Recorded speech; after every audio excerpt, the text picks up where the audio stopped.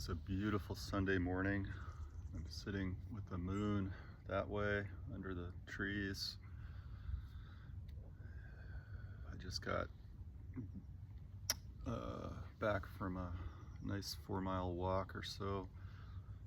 Did about 36 burpees, and I'm got to go pretty soon, so I'm going to make a fairly quick message. I've got yoga teacher training very soon, and I got to eat first and go to the farmer's market. But I wanted to speak a little bit of authentic truth about my experience, and some ideas that I think are really good, solid, creative ideas for this moment in history. I was walking and I thought, there's so many people walking by me. What if I had a shirt that said, "Make America curious, calm, connected, creative, courageous, clear."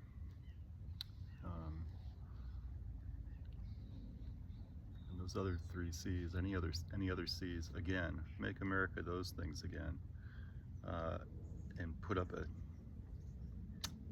table in the middle of Stanford. It says, "Make America calm, curious, clear, creative, connected, courageous," again. And offer Reiki sessions, and offer walks. Walks a couple of mornings a week that are embodiment walks, breath, sound, and ground, somatic walks, where we can practice being present, practice being embodied, and have an opportunity to process a little bit while walking. I find that that's the best medicine. And I've been taking a nice amount of time to be mainly solo since breaking up with Earl fully, in a way that we don't talk anymore, which I'm sad about, but I understand, and I've got better boundaries than I used to. I understand when you break up with somebody, you got to go your own way. So I find myself in this wonderful, difficult gift of often being alone and wanting to be alone, because what I'm passionate and excited about is new and different at 52 than it was in my 40s. So I'm excited and passionate about a daily yoga practice. I'm excited and passionate about integrating the ideas of Jung and archetypes and internal family systems with A Course in Miracles, and how to teach and bring this to the world in such a way that other people get excited, using Gestalt, somatic Gestalt, as a vehicle. I think that Gestalt is such a powerful, wonderful, elegant way of exploring presence, and it works so perfectly, beautifully with sensory awareness. Charlotte Selver's somatic work. Charlotte, I can go into the history of sensory awareness, but sensory awareness, experiments in ground and being in relationship with one's experience with self and others, slowing down, embodying the moment. It works so beautifully with Gestalt.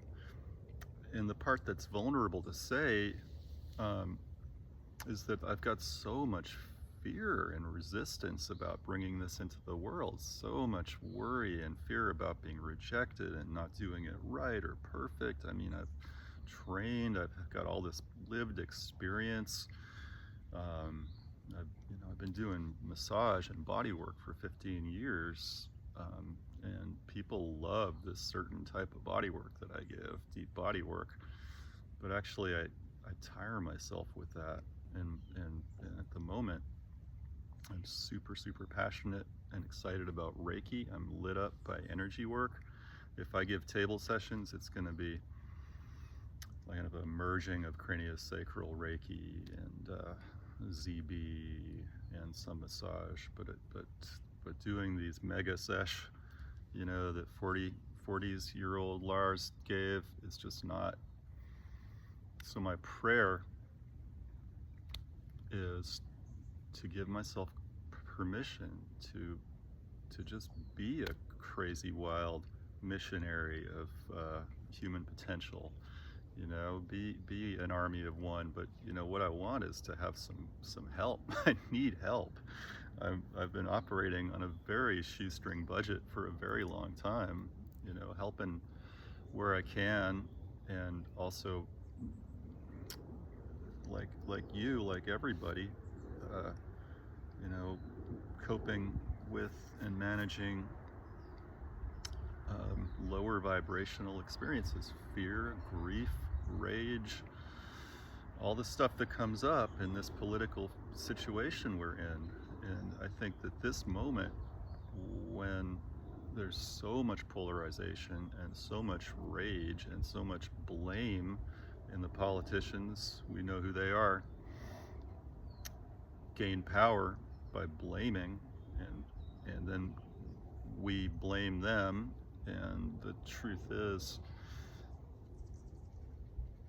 when I see somebody out there that is hateful and selfish and greedy and manifest delusion, those three ancient twisted karmas of Zen: greedy, hateful, and delusional, and I'm like, God, that person is the most hateful, delusional, greedy, horrible excuse for a human being.